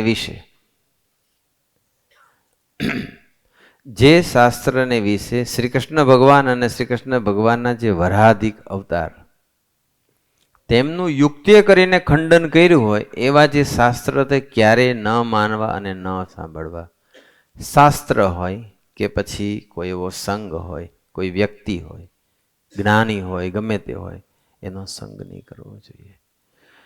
ખંડન કરે ભગવાનની મૂર્તિનું, ભગવાનના અવતારનું. 24 અવતાર થઈ ગયા. એ 24 અવતારમાંથી કોઈ પણ અવતારનું કે આપણને જે પ્રગટ ભગવાન મળ્યા છે એનું, કે આપણને એવા ભગવદી મળ્યા એનું, કોઈનું બી નેગેટિવ વાત કરે કે એનું ખંડન કરે, એવી જે શાસ્ત્ર કે એવી જે વ્યક્તિ હોય ને એનો સમાગમ નહીં કરવો જોઈએ. એના માટેનો એક સરસ પ્રસંગ છે. આમ શાસ્ત્રનો નથી પણ એને અનુરૂપ પ્રસંગ એવો છે કે ભગવાનના અવતારનું ખંડન કે શાસ્ત્રો ન માનવા, ખંડન કરતા શાસ્ત્રો ન માનવા અને ન સાંભળવા માટે આપણે બેસ્ટ એક્ઝામ્પલ છે મંથરાનું. તમે જુઓ કે કઈ હતી રાણી, રાઈટ? અને એ કઈને જ્યારે ભગવાન દશરથની જગ્યાએ પછી હવે અયોધ્યાની ગાદી ઉપર બેસાડો તો કઈને ભગવાન રામ માટે ખૂબ જ પ્રેમ હતો, ખૂબ જ પ્રેમ હતો. પોતાના પુત્ર ભરત કરતા પણ એ વધારે પ્રેમ કરતા હતા રામને. કઈ જ્યારે રાજ્યાભિષેકની વાત આવી ત્યારે એ કઈ ભગવાન રામનો રાજ્યાભિષેક થવાનો હતો એટલે કઈ ખૂબ જ ખુશ હતી, ખૂબ જ રાજી હતી, ખૂબ જ આનંદમાં. કદાચ કૌશલ્ય કરતાં પણ કઈના હૈયા આનંદ વધારે હતો. જો શરૂઆતમાં આપણે બધાની સુરુચિ ટોપ હોય, રાજી કરવાની ભાવના ટોપ હોય, જે કઈની હતી એવી આપણી હોય જ, પણ થાય છે શું, કાંક એવા શાસ્ત્રો મળે અને કાંક એવો સંગ મળે ત્યારે શું થઈ જાય છે. અને પછી તો એની જે દાસી મંથરા હતી, મંથરાને ખબર હતી કે કઈને ભગવાન રામ માટે ખૂબ પ્રેમ છે. કઈને ખબર હતી કે જો રામ વિશે હું જો નેગેટિવ વાત કરીશ તો કઈને નહીં ગમે, મને છોડી દેશે. પણ એને યુક્તિ કરી, ખોટા તર્ક કર્યા. એવું ના કીધું કે ભગવાન રામ ખરાબ છે અથવા ભગવાન રામ કરતા ભરતજી સારા છે, એવું ના કીધું. એને શું યુક્તિ કરી ખબર? એને એવું જ કીધું, એને છે ને કઈના સ્વાર્થને ઉશ્કેર્યો. કઈના સ્વાર્થને જે હિડન હતો અથવા નહોતો એને ઉશ્કેર્યો. કઈ રીતે ઉશ્કેર્યો? તો એણે એવું કીધું કે જો કઈ ભગવાન રામ જો રાજા બનશે ને, તમે વિચારીને તમે વરદાન માગવાના છો, તમે પાસે વરદાન પડ્યા છે, દશરથ પાસે માગી શકશો, પણ તમે રામને પણ તમે જો ભગવાન રામ ગાદી પર બેસશે, તમે રાજી થશો મને ખબર છે, પણ તમારે છે ને પછી આખી જિંદગી દાસી થઈને રહેવું પડશે. આખી જિંદગી દાસી થઈને રહેવું પડશે. એટલે તમે વિચારીને બધું કરો. બીજું કે ભગવાન રામ ગાદી પર બેસશે, રામ ગાદી પર બેસશે તો what is the future of Bharat? ભરતનું ભવિષ્ય શું? Think over it. મંત્રા કઈ નહીં કહે છે. એવી રીતે શબ્દો નાખી અને કઈનું બ્રેઇન વોશ કર્યું, બ્રેઇન બદલી કાઢ્યું, વિચારો બદલી કાઢ્યા. આટલો બધો પ્રેમ કૌશલ્ય કરતાં બી કદાચ વધારે કહી શકાય, અથવા ઇક્વિવેલન્ટ કહી શકાય, અથવા સગી માં જેવો પ્રેમ કહી શકાય એવો હતો. અને છતાં પણ મંથરાના શબ્દો, આ તો 2-3 લીટી કીધી, મંથરાને ઘણું બધું કહે છે. અને ધીમે ધીમે ધીમે જય સ્વામિનારાયણ, અને કઈનું માઇન્ડ પછી બદલાઈ જાય છે. અને પછી શું થાય છે એ આપણને ખબર છે કે એ પછી કઈ દશરથ રાજા પાસે, દશરથ રાજા પણ ઉદાસ થઈ જાય છે. આખા જ રામ જે બધું એમનું જે અયોધ્યાનું જે પરિવાર હતું એ બધે શોક જેવું વાતાવરણ થઈ જાય છે. કારણ કે ભગવાન રામને વનવાસ આવ્યો, રામની સાથે પછી લક્ષ્મણ અને સીતા બધા જોડાયા, એને લઈને પરિસ્થિતિ કેવી થઈ ગઈ, આખું જ વાતાવરણ શુષ્ક શોકમગ્ન થઈ ગયું. કઈ પોતે પણ પછી પાછળથી દુઃખી થઈ, ભરત પણ દુઃખી થયા, આખો જ રઘુકુળ બધું દુઃખી થઈ ગયું. પણ એનું કારણ શું હતું? એવી રીતે મંથરા જેવા કોઈક એવા શાસ્ત્ર હોય, ભગવાનના વિરોધી શાસ્ત્ર હોય, એવા જે શાસ્ત્ર હોય ને એ ક્યારેય વાંચવા નહીં, સાંભળવા નહીં. એટલા માટે ભગવાન સામે આ વાત કરી. એથી આપણે આગળની વાત કરીએ. ભગવાન સામેણે કહ્યું કે ગુરુનું અપમાન ન કરવું, તથા અતિશય શ્રેષ્ઠ મનુષ્ય હોય, તથા જે લોકને વિશે પ્રતિષ્ઠિત મનુષ્ય હોય, તથા જે વિદ્વાન મનુષ્ય હોય, તથા જે શસ્ત્રધારી મનુષ્ય હોય, તે સર્વેનું અપમાન ન કરવું. આ એક વિવેકની વાત છે. પછી ત્યાં સાત્વિકતા ન રખાય. આવા બધા માણસોનું શું માન આપીને જરૂર છે? તો ઇન્દ્ર હતા, સ્વર્ગમાં હતા, અને પછી એક વખત અને પાછા ઇન્દ્રાસન, રાજા, સંપત્તિ, સમૃદ્ધિ, બધી રૂપવાન અપ્સરાઓ, બધું જ હતું, વૈભવ બધી બાજુનો હતો. અને અપ્સરાઓ નૃત્ય કરતી હતી સ્વર્ગની અંદર, અને ઇન્દ્ર રાજા દર્શન કરતા હતા. અને એ જ સમયે જે વખતે એ ઇન્દ્ર અપ્સરાઓ નૃત્ય અને ત્યાંની સમૃદ્ધિ, વૈભવ એ બધામાં ને બધી એના આમ એટલો બધો એંગ્રોસ થઈ ગયા હતા, એ જ ટાઈમે એમના જ ગુરુ બૃહસ્પતિની એન્ટ્રી થઈ. એ સભાની અંદર એન્ટ્રી થઈ, પણ he was so engrossed, Indra, કે he could not come to know that Brihaspati is coming. ખબર ના પડી એને. બૃહસ્પતિ સામે એને નજર પણ ના કરી. બૃહસ્પતિ ઘણી વાર સુધી ઊભા પણ રહ્યા. ગુરુ આવે ને ત્યારે આપણે જે જગ્યાએ બેઠા હોય ને એ જગ્યાએ ઊભા થઈ જવું પડે. રાઈટ? એક વિવેક છે. તો ઇન્દ્ર ઊભાય ન થયા, હામુય ન જોયું, ઘણી વાર સુધી ઊભા રહ્યા, છતાં પણ એ પોતાની સમૃદ્ધિમાં કે અપ્સરાઓની અંદર એના નૃત્ય જોવામાં એટલા બધા મસ્ત હતા કે પોતાના ગુરુ એવા બૃહસ્પતિનો એ સત્કાર ન કરી શક્યા, એને વેલકમ ન કરી શક્યા, એનો આગતા સ્વાગતા ન કરી શક્યા. અને પછી બૃહસ્પતિ ઘણી વાર સુધી ઊભા રહીને પછી જોવે છે આને તો કાંઈ પડી જ નથી, એ તો પોતામાં જ ડૂબેલો છે. એટલે બૃહસ્પતિ પછી જતા રહ્યા, પાછા અદૃશ્ય થઈ ગયા. એ ગુરુનું અપમાન થયું. તો બૃહસ્પતિએ રિવેન્જ નથી લીધો, પણ કદાચ પણ બૃહસ્પતિ જેવા ગુરુનું અપમાન થયું એ ભગવાનને માન્ય ન રહ્યું. અને ભગવાન કોઈ ગુરુનું જે અપમાન થાય ને ત્યારે વ્યક્તિનું તેજ હણાય. એમ ઇન્દ્રનું તેજ હણાવવા માંડ્યું. ધીમે ધીમે એની શક્તિ, એની સામર્થ્ય, એની એફિશિયન્સી, એનું પરફોર્મન્સ બધું બગડવા માંડ્યું. અને એ જ સમયે પછીના થોડાક સમયની અંદર અસુરો એટલે કે દાનવો, દૈત્યોએ સ્વર્ગ ઉપર આક્રમણ કર્યું. અને આક્રમણ કર્યું ત્યારે તો જે ગુરુનું અપમાન થયેલું હતું અને બીજા અમુક પાપ થયેલા હતા જેના ફળ સ્વરૂપે એની શક્તિ ક્ષીણ થઈ ગઈ હતી, શક્તિ હણાઈ ગઈ હતી, તેજ ઓછું થઈ ગયું હતું. અને દૈત્યોને પાવર સામે એમને હારી જવું પડ્યું અને ઇન્દ્રને શરણે આવી જવું પડ્યું. સિંહાસન, ઇન્દ્રાસન છોડીને જંગલમાં ભટકવા માંડ્યા. ગુરુનું અપમાન ના કરવું, બસ ભગવાન સ્વામિનારાયણે ના પાડી દીધી. એટલે આ એક એક શ્લોક કેટલો બધો ઇમ્પોર્ટન્ટ છે, કેટલો એટલું બધું ભગવાન સામે, એટલે ગુણાતીતાને લખ્યું, સ્વામીએ લખ્યું કે બધા જ વેદો, પુરાણો, શાસ્ત્રોનું દોહન એ શિક્ષાપત્રી છે. શિક્ષાપત્રી વાંચો, બધા શાસ્ત્રો અંદર, બધા શાસ્ત્રોની અંદર ભગવાનનો કે આપણા યુગ પુરુષો, આર્ષદ્રષ્ટા પુરુષોનો શું મેઇન મેસેજ છે, એમનો શું એમની મરજી છે, એ બધું જ આપણને શિક્ષાપત્રીમાં કોડ ઓફ કન્ડક્ટ મહારાજે આપી દીધા આપણા માટે, આચાર સંહિતા આપી દીધી. એ પ્રમાણે જીવન જીવીશું તો સુખી રહીશું, અને શિક્ષાપત્રીનો લોપ કરશું તો દુઃખ આવ્યા વગર રહેશે નહીં.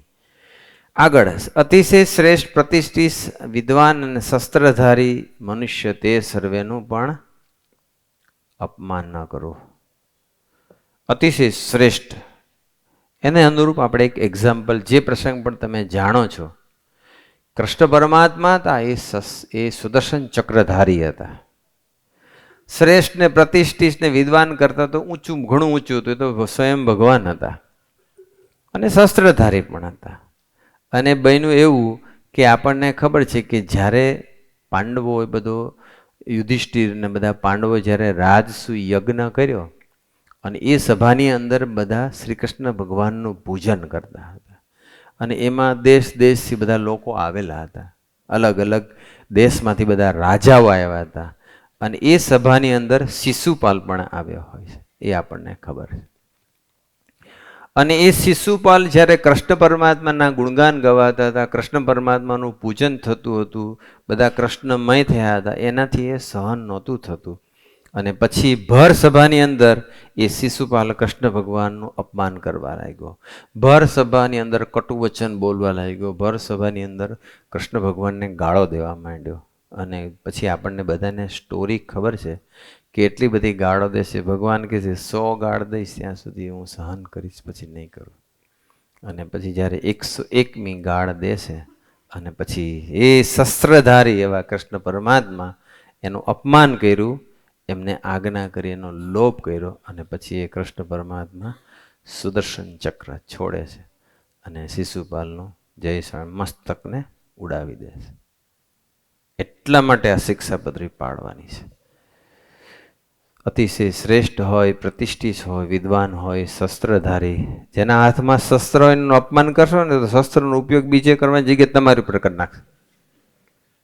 એટલે ત્યાં પછી નમન કરી દેવાનું, ટાઈમે નમન કરવાનું, પછી તમારે જે પાછળથી કરવું એ કરજો. એટલે ગુરુ અતિશય શ્રેષ્ઠ, પ્રતિષ્ઠિત, વિદ્વાન, શસ્ત્રધારી મનુષ્યનું ક્યારેય અપમાન, આમ તો કોઈનું કરવું જ ના જોઈએ, પણ આટલાનું તો નહીં જ કરવાનું, નહીં તો હલવાશો. એથી આગળનો વાત, આ બહુ મોસ્ટ ઇમ્પોર્ટન્ટ છે. આમાં પણ 3 આજ્ઞા આવી છે. શિક્ષાપત્રીનો 36મો શ્લોક છે. વિચારા વિના તત્કાળ કોઈ કામ કરવાનું, અને ધર્મ સંબંધી પારાયણ, કથા વાર્તા, મંદિરે જવું, સંત સમાગમ કરવો, એ બધા જે ધર્મ સંબંધી દાન કરવું, એમાં કોઈ તત્કાળ કરવાનું, એમાં વિચાર નહીં કરવાનો. પણ વ્યવહાર સંબંધી હોય કાર્ય, એ તો એનો વિચાર 100%, કોઈ પણ સ્ટેપ લેતા પહેલાં જસ્ટ થિંક ઓવર ઇટ, એનું શું પરિણામ આવવાનું છે એનો વિચાર કરીને પછી કામ શરૂ કરો, આડેધડ ન કરો. એક આજ્ઞા એ છે. બીજું, પોતે જે વિદ્યા ભણ્યા હોય એ બીજાને ભણાવે. અને ત્રીજી વાત કરી, નિત્ય પ્રત્યે સાધુનો સમાગમ કરો. પાછો શ્લોક નંબર 36 પસંદ કર્યો, કોનો સમાગમ કરો એ કહી દીધું. મહારાજે 36મો શ્લોકમાં જ લખ્યું છે, 3 આજ્ઞા પ્રમાણે જીવી રહ્યો. વિચારે વિના તત્કાળ કોઈ કાર્ય નહીં કરવાનું. એના પરનો એક બહુ મસ્ત પ્રસંગ છે. તમે જોજો આપણી શિક્ષાપત્રી કેટલી વેલ્યુએબલ છે, કેટલી પ્રેસિયસ છે, કેટલી કિંમતી છે. ભગવાન સ્વામિનારાયણને તો કેટલું બધું ગોલ્ડ મેડલ મળવા જોઈએ. ભગવાન સ્વામિનારાયણ શિક્ષાપત્રી માટે સમાજે કેટલું બધું આપી દેવું જોઈએ. એ આ શ્લોક, આ પ્રસંગ દ્વારા તમને સમજાશે. જોજો કે એક પ્રસંગ આપણે વિચારીએ કે એક રાજા હતો, અને રાજા બહાર ફરવા માટે નીકળ્યો. તો એક વાણિયો હતો, એને દુકાન પાસે ઊભો રહી અને બધાને જ્ઞાન આપતો હતો, જ્ઞાન વેચતો હતો. He was selling his knowledge, જ્ઞાનને વેચતો હતો. રાજાએ પૂછ્યું કે તું જ્ઞાન આપે છે? તો કે આ મને સારામાં સારું કોઈ જ્ઞાન આપ. તો એને આપી એક ચિઠ્ઠી. તો કે આની શું કિંમત છે? તો કે ₹1,00,000. ₹1,00,000? તો કે ₹1,00,000? એવું તો શું છે તો કે આ જ્ઞાનની કિંમત એટલી છે, તમને એક દિવસ સમજાશે. એટલે તો કે સારું, તો મને કે તું આપી દે. એને ચિઠ્ઠી આપી, 1,00,000 રૂપિયા એનું પેમેન્ટ થઈ ગયું. અને પછી રાજા ચિઠ્ઠી લઈ લેશે અને ચિઠ્ઠી પછી વાંચે છે. અને એ ચિઠ્ઠીમાં એવું લખ્યું હોય છે, કોઈ પણ કાર્ય કરતા પહેલા તેના પરિણામનો વિચાર કરવો, ઉતાવળ ન કરવી. આ જે લીટી છે ને શિક્ષાપત્રીની 36મા શ્લોકની 3 લીટીમાંથી એક લીટીની કિંમત હજારો વર્ષ પહેલા લાખ રૂપિયાની હતી. આજે કેટલી હશે? એટલી હશે. હવે તમે જોજો કેટલી કિંમતી છે આ ચિઠ્ઠી. પછી શું થાય છે કે એ તો પછી ચિઠ્ઠી લઈ લીધી, પેમેન્ટ થઈ ગયું, અને ચિઠ્ઠીમાં વાંચ્યું કે કોઈ પણ કાર્ય કરતા પહેલા પરિણામનો વિચાર કરવો, ઉતાવળ કરવી નહીં. પછી એને થયું કે આમાં તો એવું કંઈ છે નહીં ને યાર, આમાં તો એવું કંઈ ખાસ મોટી વાત નથી, મારો બેટો લાખ રૂપિયા પડાવી ગયો. પણ એને થયું કે સારું એ જ્ઞાન વેચવા બેઠો છે અને એનો ધંધો ચાલે છે, એટલે કંઈક તો હશે. હમણાં રાખી મૂકીએ, વિચાર તાત્કાલિક વિચારવું નથી, મૂકી રાખીએ. એટલે પછી એનો જે શયનખંડ હતો ને, એ શયનખંડમાં એને બોર્ડ મારી દીધું કે કોઈ પણ ક્રિયા કરતા પહેલા પરિણામનો વિચાર કરવો. એટલે મૂકે એને રોજ વાંચે. એટલે એને બહુ ત્યારે બહુ કંઈ ખાસ ખ્યાલ નહોતો આવતો, પણ કે હવે લાખ ખર્ચા છે તો પૈસાની જ્યારે મફતમાં લઈએ ને એની કિંમત નથી હોતી. તમને છે ને બધાને એક શિક્ષાપત્રી ગિફ્ટ છેલ્લે વસંત પંચમીને દિવસે આપી છે બધાને. એક તો તમે જોવો તો ખરા, આ પારાયણ, આ હોલ, આટલું બધું એનું લોજિસ્ટિક્સ બધું જ ફ્રી, નાસ્તો, આટલું જ્ઞાન પીરસાય છે, શિક્ષાપત્રી મળશે. તમારી ફી કેટલી લીધી? કશું નહીં. નથી લેવા પાછળની ભાવના શું? મેક્સિમમ બધા લાભ લે. પણ મફતની કોઈને કિંમત હોતી નથી. પૈસા હોય તો કે આટલા પૈસા કાઢીએ ક્યાંથી? છતાંય સાધુ દયાળુ હોય છે અને આપણા માટે બધું મફત કરતા હોય છે. ગુરુ હરિ આપણી પર કૃપા કરે છે. એને રાખ્યું. અને પછી બન્યું એવું કે દિવસો પસાર થતા હતા અને પછી એક સમય એવો આવ્યો કે રાજાને છે ને જવાનું થયું બહાર. યુદ્ધ થયું, એક બીજા ઉપર આક્રમણ કરવાનું હતું. યુદ્ધ આવ્યું મોટું, અને યુદ્ધ આવ્યું એટલે રાજા પછી યુદ્ધ પર બહાર જાય છે. અને ઘણા મહિનાઓ સુધી ને ઘણા મોટા સમય સુધી યુદ્ધ ચાલે છે. અને યુદ્ધ પતી ગયું અને પછી અમુક મહિનાઓ કે અમુક વર્ષ પછી એ જ્યારે પાછો આવે છે ત્યારે એના શયનખંડમાં આવે છે. જે શયનખંડમાં આ સૂત્ર મારેલું હતું એ શયનખંડની અંદર એ એન્ટ્રી લેશે. અને જેવી એન્ટ્રી લેશે તો એનો જે બેડ પલંગ હોય છે એ પલંગ ઉપર એની પત્ની રાણી એ તો સૂતી હતી, પણ એની બાજુમાં કોઈક યુવાન સૂતો હતો. એટલે રાજા ક્રોધે ભરાયો કે શું મારી રાણીનું ચારિત્રહીન થઈ ગઈ છે? મારી ગેરહાજરીમાં આવા ધંધા કરે છે? અને એટલો ગુસ્સો આવ્યો કે તલવાર કાઢી અને જે યુવાન સૂતો હતો એને મારી નાખવાનું, ડોક કાપી નાખવા માટે તૈયાર થઈ ગયો. અને જ્યાં આમ તૈયાર થાય છે ને ત્યાં દિવાલ પર નજર ગઈ. કોઈ પણ ક્રિયા કરતા પહેલા પરિણામનો વિચાર કરો કે સારું વિચાર કરવો પડશે આ ક્રિયા કરતા પહેલા. એટલે પછી તલવાર પાછી અંદર નાખી દીધી મ્યાનમાં. કે એને થયું કે ચાલો હું પેલા પૂછી લઉં કે આ છે કોણ. અને પછી રાજાએ એને ઉઠાડ્યા, એની રાણીને. આ કોણ છે? કોણ સૂતો છે તારી બાજુમાં? પેલાને ઉઠાડ્યો, તું કોણ છે?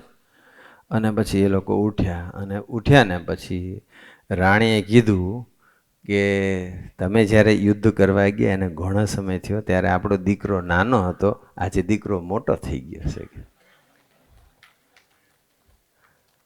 ત્યારે રાજાને ખ્યાલ આવ્યો કે આ મેં જો વિચાર્યા વગર જો માર્યો તો મારો છોકરો જ મરી જાત, તો મને કેટલું પાપ લાગે ને મને કેટલું દુઃખ આવી પડે. એટલે એને પછી ખ્યાલ આવી ગયો કે સલું વાણિયાનું જ્ઞાન છે તો મારો બેટો કિંમતી. તો વાણિયાનું જ્ઞાન કિંમતી હોય તો સાધુનું અને એથી આગળ સર્વોપરી પૂર્ણ પુરુષોત્તમ નારાયણનું જ્ઞાન કેટલું કિંમતી હોય.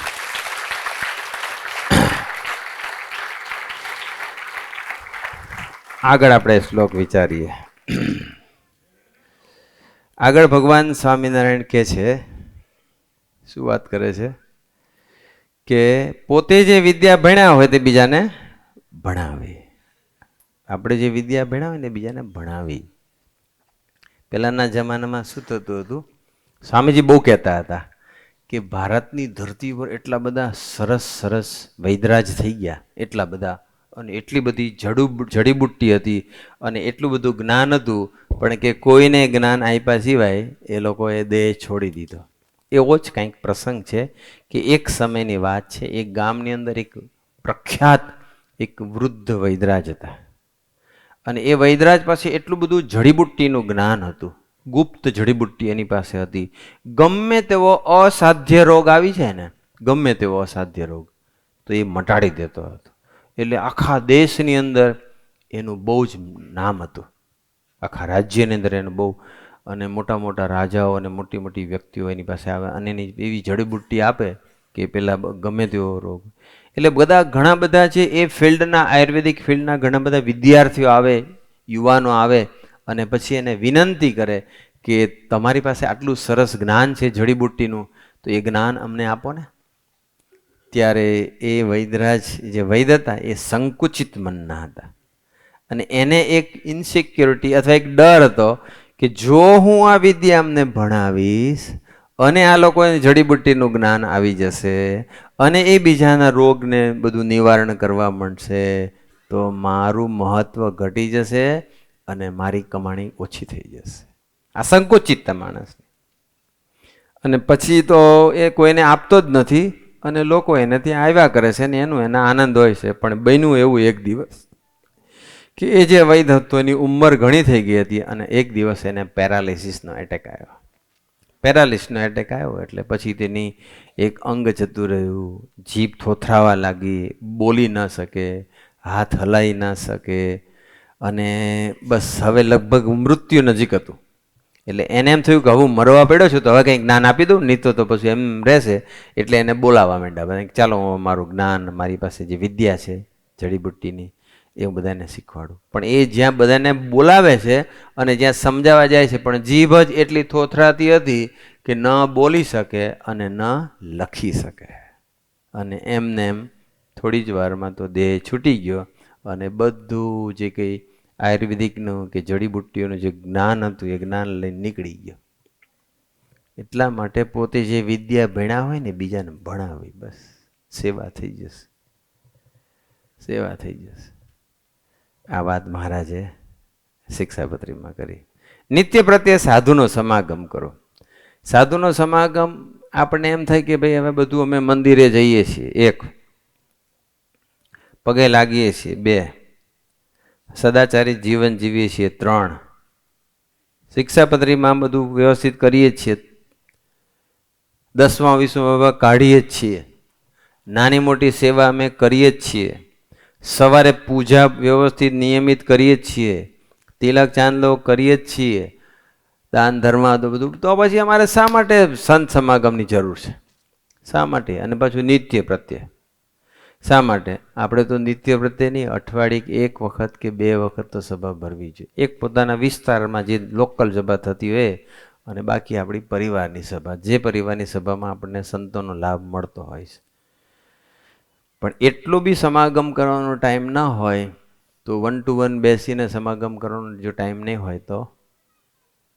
અને જે વ્યક્તિ નિત્ય પ્રત્યે સમાગમ કરતી હશે અથવા નિયમિત ધોરણે સાધુનો સમાગમ કરતી હોય છે, તો એનામાં કેવું રિઝલ્ટ આવે છે? એટલે ભગવાન સ્વામિનારાયણે કીધું કે નિત્ય પ્રત્યે સાધુનો આપણે એક પ્રસંગ વિચારીએ કે ગુણાતીતાનંદ સ્વામીની વાતમાં લખ્યું છે કે નિત્ય પ્રત્યેનો સાધુનો સમાગમ શા માટે કરવો જોઈએ. ગુણાતીતાનંદ સ્વામી બહુ સરસ રીતે સમજાયું છે, પણ એક પ્રસંગ ગુણાતીતાનંદ સ્વામીની વાતમાં છે. એ પ્રસંગ એવું છે કે એક પીઠા ધાધલ કરીને એક વ્યક્તિ હતી, અને એનો સ્વભાવ એટલો બધો આમ ગુસ્સાવાળો, અને રીસ બહુ ચડી જાય, એને રીસ ચડી જાય, ઘણાને રીસ બહુ ચડી જાય. રીસ ચડી જાય એક ઈગો છે, એક માન છે, ખોટું લાગી જાય, રીસ ચડે.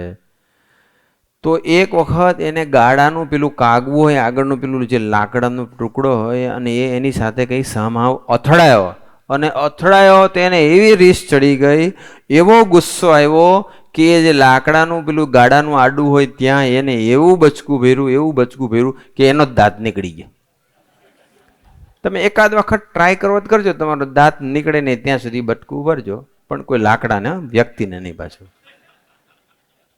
પોતાનો દાંત નીકળી જાય, પાછો એવો નહીં હલતો હોય ને હળી ગયો હોય ને બધો પડવાની તૈયારીમાં, હેલ્ધી હોય એવો દાંત પાડવો પોતાના બળે કરીને, બચકું ભરીને. કેવો માણસ હશે એ પીઠા દાદા, કેવો હશે કે એને દાંત પડી ગયો, એટલું ખતરનાક રીતે બચકું. પછી ભર્યું કોણ? પાછું લાકડાને. હવે એમાં શું પાછો ફાયદો થવાનો? કદાચ લાકડું તૂટી ગયું હોત તો શું ફાયદો હતો? નુકસાન ગયું એને. આવો ખતરનાક સ્વભાવ હતો. બીજો પ્રસંગ એવો બન્યો કે એ ગામમાં એક બાવો આવ્યો હતો, અને એ બાવો સ્વામિનારાયણ નહોતો અને સ્વામિનારાયણથી વિરોધમાં હતો. અને પછી છે ને એને એ આના કપાળમાં અને બીજા અન્ય સત્સંગીના કપાળમાં તિલક ચાંદો જોયો. પીઠા દાદા સત્સંગમાં આવી ગયા. ધીમે ધીમે સત્સંગની શરૂઆત થઈ ગઈ. સત્સંગમાં આવે ને આજે આવે ને કાલે સ્વભાવ ન જાય, એ તો સમાગમે કરીને ધીમે ધીમે જાય. ભજન કરવું પડે, સમાગમ કરવું પડે. તો એને શું થયું કે પેલો બાવો છે ને સ્વામિનારાયણનું વાંકું બોલવા માંડ્યો. અને જેવું વાંકું બોલવા માંડ્યો એટલે ઘોંસરું પેલું હતું હાથેમાં લઈ અને એની પાછળ પડ્યો, બાવાની પાછળ. અને એવો દોડ્યો લાકડું લઈને ઘોંસરું જે, અને પેલો બાવો ભાગ્યો. તો એવો તો પાછો એને રીસ ચડે એટલે ભૂકા કાઢી નાખે. તો એવો દોડ્યો તો છે ગામને સીમાડાની પાર ગયો, પછી છોડ્યો. ત્યાં સુધી છોડ્યો જ નહીં. સારું છે ને સ્પીડ પકડી, બાકી જો પકડી ગયો તો પૂરું થઈ જાય. એટલે આકડાનો વારો પડે તો આને ના પડી જાય. તે છેક સીમાડાની બહાર ગયો ને પછી એને આવો વિચિત્ર સ્વભાવ હતો. પણ એને કૃપાનંદ સ્વામી જેવા સાધુની ગોદ મળી ગઈ. સત્સંગમાં આવ્યા અને ભગવાન સ્વામિનારાયણે એને સાધુ બનાવ્યા. ભગવાન સ્વામિનારાયણે એને દીક્ષા આપી. કેટલો માની હશે, કેટલો ઈગો હશે એનામાં, કેટલી રીસ ચડતી હતી. પણ ભગવાન સ્વામિનારાયણે એને દીક્ષા આપીને નામ પછી પાડ્યું હતું નિર્માનાનંદ સ્વામી. નિર્માનાનંદ સ્વામી. હવે નિર્માનાનંદ સ્વામી નામ પાડ્યું દીક્ષા આપીને. કૃપાનંદ સ્વામીના મંડળમાં જો સાધુ થયા હોય કે ગ્રહસ્થમાં હોય, કેવા સાધુનો સમાગમ. ભગવાન સ્વામીના વખતમાં 500 બ્રહ્મન્સ હતા, છતાં પણ જેવો સમાગમ એવી એની પ્રગતિ થતી હતી. ગુણાતીતાનંદ સ્વામી કે કૃપાનંદ સ્વામી કે ગોપાળાનંદ સ્વામી જેવા સાધુનો જેને સમાગમ કર્યો એ બધાને સર્વોપરી નિષ્ઠા થઈ, અક્ષરબ્રહ્મની ઓળખાણ થઈ, મહિમા પ્રગટ્યો વગેરે વગેરે. એનું આખી આધ્યાત્મિક ઘડતર થયું.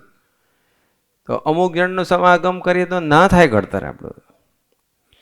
પણ એને કૃપાનંદ સ્વામીનો સમાગમ કર્યો. કૃપાનંદ સ્વામી સાથેના મંડળમાં રહેતા હતા અને એવા નિર્માની થઈ ગયા. તે કૃપાનંદ સ્વામી એક વખત પૂછ્યું કે સ્વામી તમે તો પેલું કાગવાને બટકું ભર્યું હતું અને દાંત પડી ગયો હતો એ જ ને? એટલે યાદ જોડે. પછી કે તમારી બધી એ રીસ ચડતી હતી એ ગઈ ક્યાં? એટલે એ સાંભળીને પછી પેલું આખો પ્રસંગ જે પેલું બટકું ભર્યું બધું કીધું. ત્યારે એને કીધું કે જે કાગવાને બટકું ભર્યું હતું એ જે પીઠો ધાધલ છે ને એ તો કાળમાં ક્યારનો મરી ગયો. આ તો છે ને ભગવાન સ્વામિનારાયણનો નિર્માનાનંદ છે કે. અને મારું નામ મહારાજે નિર્માનાનંદ પાડ્યું છે. અને નિર્માનાનંદ એટલે મારે નિર્માની રહેવાનું હોય અને હું રીસ ચડાવું તો કેવી રીતે સંભવે? તો એવા હતા કે કોઈ પણ સંત કે હરિભક્ત એને મળે ને તો એ પછી એ નિર્માનાનંદ સ્વામી બધાને હાથ જોડીને જય સ્વામિનારાયણ કે. બધાને સાધુ હોય બધાને હાથ જોડીને કે. મહારાજને તો પગે લાગીને જય સ્વામી કે તો બરાબર છે. કોઈ પણ બોલાવે નિર્માનંદ, હા સ્વામી જય સ્વામિનારાયણ. કશું બી હોય, રસ્તામાં મળે, કોઈ બોલાવે, બધાને હાથ જોડીને. આ કક્ષાના નિર્માની થઈ ગયા. એનું કારણ શું હતું? કૃપાનંદ સ્વામી જેવા સાધુનો સમાગમ. બસ એટલે નિત્ય પ્રત્યે સાધુનો સમાગમ. જેવા સાધુનો સમાગમ કરશો એવા તમે થાશો. અને આપણને સમજણ ના પડતી હોય તો આપણે ગુરુ હરિ જે કહેતા હોય એનો સમાગમ કરવો જોઈએ.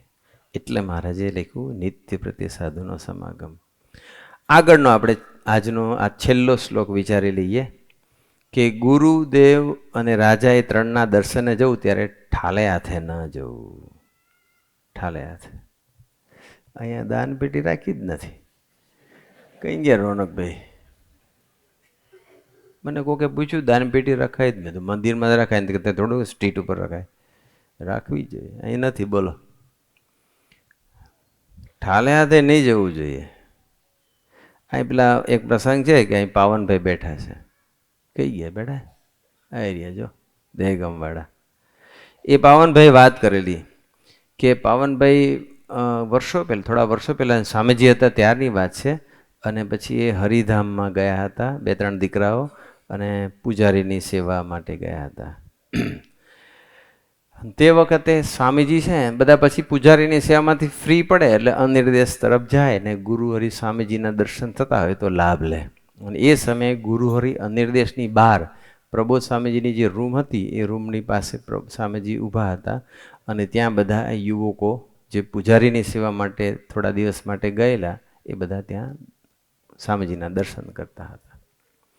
સ્વામીજીના દર્શન કરતા હતા. અને તે વખતે તો બધા સ્ટુડન્ટ હતા, વિદ્યાર્થી હતા. વેકેશન જેવું હોય એટલે લાભ લેવા માટે જાય. અને પછી સ્વામીજી નજીક આવ્યા. એ લોકોની 3-4 જણ પૂજારી હતા, નજીક આવ્યા. પછી કોઈ કમાતો નહોતું, સ્ટુડન્ટ હતા. કમાતા હોય તો બરોબર છે, કમાતા નહોતા, સ્ટુડન્ટ હતા પણ વેકેશનમાં સેવાનો લાભ લે. એટલે સ્વામીજીએ કોઈ પણ જાતના રેફરન્સ વગર, કોઈ પણ જાતની પૂછપરછ વગર સ્વામીજીએ કીધું કે તમે બધા મંદિરે સેવામાં આવો છો એ સારી વાત છે, પણ અહીંથી જ્યારે ઘરે જાઓ, સ્વામીને ખબર હતી કે આ બધા ભણે છે, કમાતા નથી, કમાવો છો કે નથી કમાતો એવું બી નહોતું પૂછ્યું. સ્વામી કે તમે અહીંયા સેવા કરો છો, ઠાકોરજીની સેવા કરો છો, અહીંયા જમો છો, મંદિરનું જમો છો. મંદિરનું સ્વામી આપણાથી જમાય નહીં. એટલે જમાય આપણે સેવા કરી લેવાની, ના જમાય એવું નથી, જમાય પણ આપણે સેવા કરી લેવી પડે, નહીં તો આપણું પુણ્ય જતું રહે આપણું. એટલે સ્વામીજીએ પછી એને કીધું કે તમે ભલે અહીંયા મંદિર આવીને સેવા કરો છો, પણ તમે ભલે કશું ના હોય તમારી પાસે, પણ ખિસ્સામાં 5 રૂપિયા તો હોય કે ના હોય. આપણે 5 રૂપિયા પણ દાન પેટીમાં નાખી દેવા, ઠાકોરજીની સેવા કરી લેવાની. નહીં તો તમે અહીં જે સેવા કરશો અને અહીંયા જે જમો છો, એ જે કંઈ તમે અહીંયા કરો છો એ બધું પુણ્ય તમારું અહીંની મૂકીને જશો. તમારી સાથે પુણ્ય નહીં આવે, થોડુંક તો થોડુંક, પણ મંદિરમાં આવીએ ત્યારે ઠાલે હાથે આવવાનું નહીં. કંઈક ને કંઈક સેવા પોતાની સામર્થ્ય અનુસાર, શક્તિ અનુસાર કંઈક સેવા કરવી જોઈએ. તો સ્વામીજી પાછું 1-2 વખત નહીં, પાવનભાઈ કે 5 થી 7 વખત સ્વામીજી બોલ્યા. તો જે સ્ટુડન્ટ છે, જે ફક્ત ભણે છે, જે નથી કમાતા, એની પાસે સ્વામીજી 5-7 વખત કહેતા હોય કે આપણે છેવટે 5 રૂપિયા પણ મૂકી દેવા. તો શિક્ષાપત્રી આપણને પડાવવા માટે સ્વામીજી આગ્રહ રાખે છે. અને એ આજ્ઞા પાછળ કેટલું રહસ્ય હોય છે. આપણું પુણ્ય વધવું જોઈએ, ઘટવું ના જોઈએ. સેવા કરીએ, દર્શન કરીએ, કંઈ પણ કરીએ, મંદિરમાં આવીએ, ગુરુ પાસે જઈએ, સંત પાસે જઈએ, રાજા, ત્યારે ઠાલે હાથે નહીં જવાનું. એટલે આ એક સ્વામીજી આપણને શીખવાડ્યું. આગળ, કોઈનો વિશ્વાસઘાત ન કરવો. કોઈનો વિશ્વાસઘાત ન કરવો એ આપણને આમ તો ખબર જ છે, પણ એક પ્રસંગ છે સરસ, રમૂજી છે, કે એક વાંદરો હતો અને એક મગર હતો. અને વાંદરો જાંબુડાનું જે ઝાડ હતું એ ઝાડ ઉપર રહે, અને સિઝન હતી ને એટલા બધા સરસ જાંબુ આવતા હતા. હવે મગર પહોંચી ન શકે, એટલે વાંદરાને ને મગરને બેને મિત્રતા સરસ થઈ ગઈ. એટલે મગરે પછી મગરને કે લે તારે જાંબુ ખાવા છે, એટલે મગરને બીજું બધું તો મળતું હોય પણ આ જાંબુનો ટેસ્ટ નહોતો મળતો, એટલે ખાય. અને પછી હાથે લઈ જાય, અને પછી એના ઘરે જાય ને તો એને ઘરવાળી માટે પણ લઈ જાય મગર જાંબુ. અને પછી એને ઘરવાળીને ખવડાવે, એટલે એને ઘરવાળીને મજા આવે કે ઓહો આટલા સરસ જાંબુ તમે ક્યાંથી લાવ્યા? તો કે મારો મિત્ર છે ને વાંદરો, જાંબુડાના ઝાડ પર જ રહે છે અને મને રોજ આપે છે અને તારા માટે મોકલે છે, મારો બેસ્ટ ફ્રેન્ડ છે. તો કે સરસ. એટલે પછી પેલી જે એની ઘરવાળી હતી ને, જવા ને બધું કાંઈ,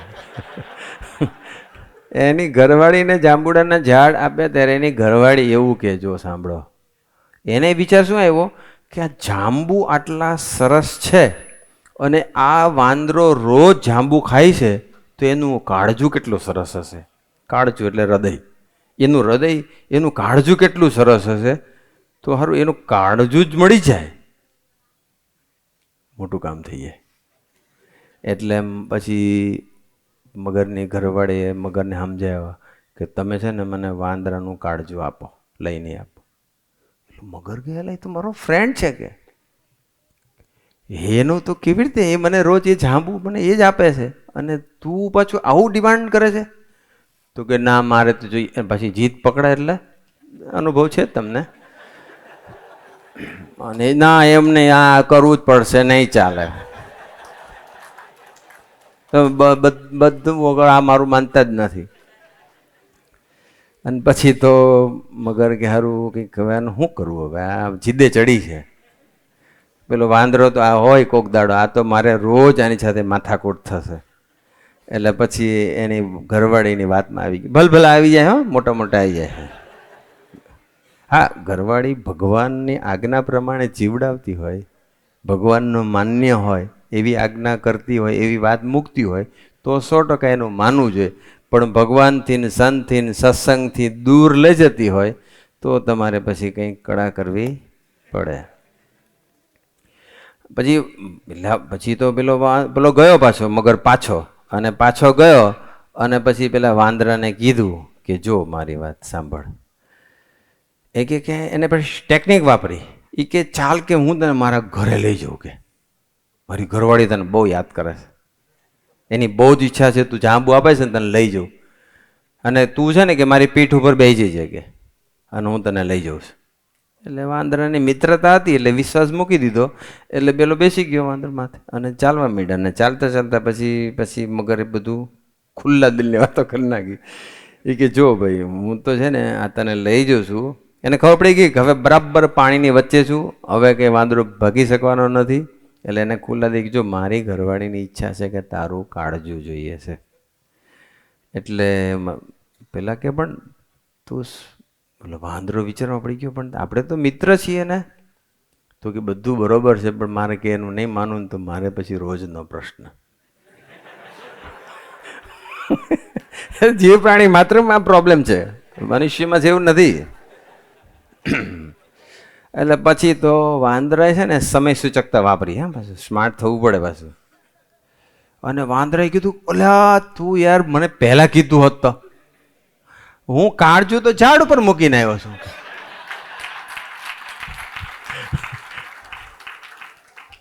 અને જો કાળજું જોતું હોય તો હું ઝાડ ઉપરથી આપણે એક કામ કર, યુટર્ન માર અને આપણે ઝાડ ઉપરથી કાળજું લે અને જેવું પછી જઈએ. કે તારી ઘરવાળીની ખ્વાહિશ હોય, ઈચ્છા હોય આપણે પૂર્ણ કરવી જ જોઈએ.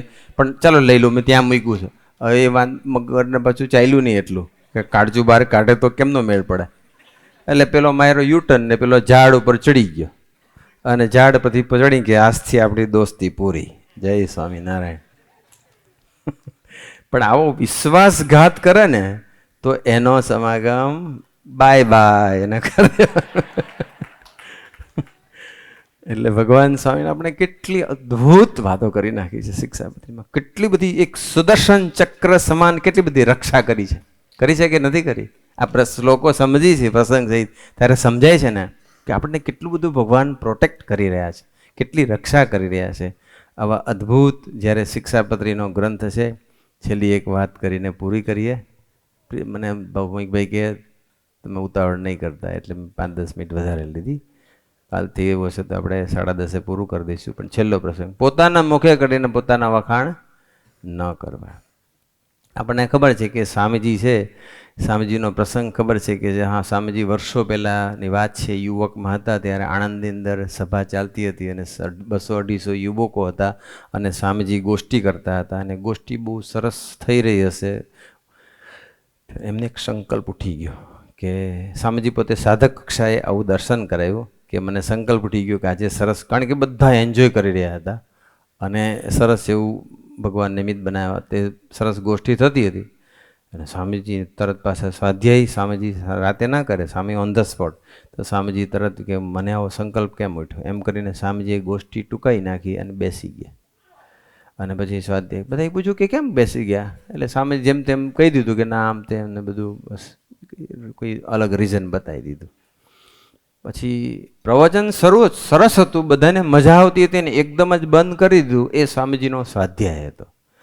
પણ પછી બન્યું એવું કે આ સ્વાધ્યાય કર્યો ખરો, એમને કર્યું ખરું, પણ પછી એ જે સેવા અટકી. તો યોગીજી મહારાજ તો અંતર્યામી ને સર્વજ્ઞ પુરુષ, યોગીજી મહારાજે પછી સ્વામીજીને બાપા ગમે, આપણે પાછા વળીએ એ બધાને ગમે, પણ યોગીજી મહારાજે બોચાસણની ધરતી પર પ્રભુદાસભાઈને કીધું કે આપણે 3 દિવસ સેવા બરાબર કરવાની છે, ગમે તે થાય સેવા છોડવાની નહીં.